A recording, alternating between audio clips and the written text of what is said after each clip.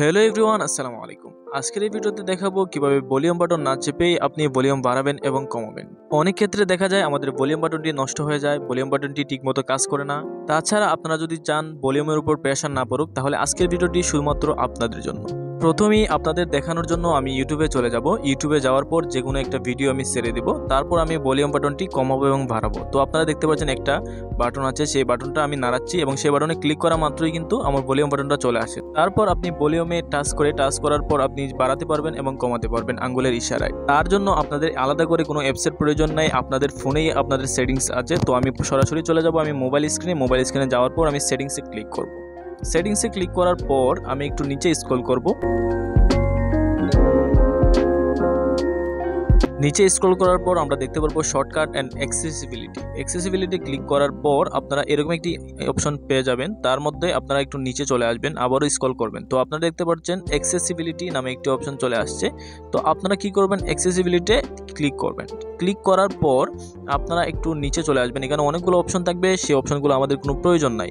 তো আমাদের যে অপশনটা প্রয়োজন মূলত সেই অপশনটাতে চলে যাবেন। তারপর আপনারা দেখতে পারবেন সেখানে অ্যাসেম্বলি বা অ্যাক্সেসিবিলিটি মেনু, ঠিক আছে। অ্যাক্সেসিবিলিটি মেনুতে ক্লিক করবেন।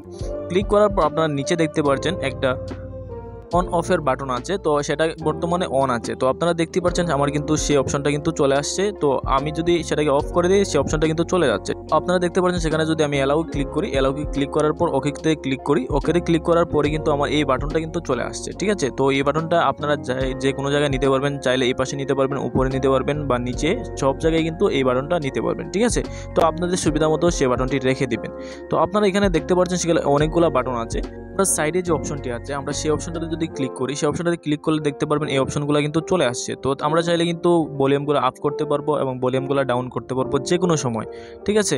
তো আমি এই সহজ অপশনটার মধ্যে আপনারা কিন্তু অনেকগুলো অপশন পেয়ে যাচ্ছেন। তাহলে রিসেন্ট অ্যাপ, তারপরে প্লাইট আপ, প্লাইট ডাউন, তারপরে স্ক্রিন লক, অটোমেটিকলি কিন্তু স্ক্রিন লক হয়ে যাবে।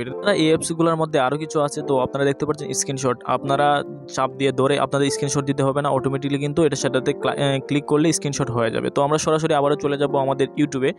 তো আমরা কি করব, সরাসরি যে কোনো একটা ভিডিওতে ক্লিক করব। ক্লিক করার পর আমরা যে অ্যাপসটা আমরা চালু করেছি সেটা যদি ক্লিক করি, আমরা আগে এই পাশে নিয়ে আসছিলাম, এই জন্য এই পাশে আসছে।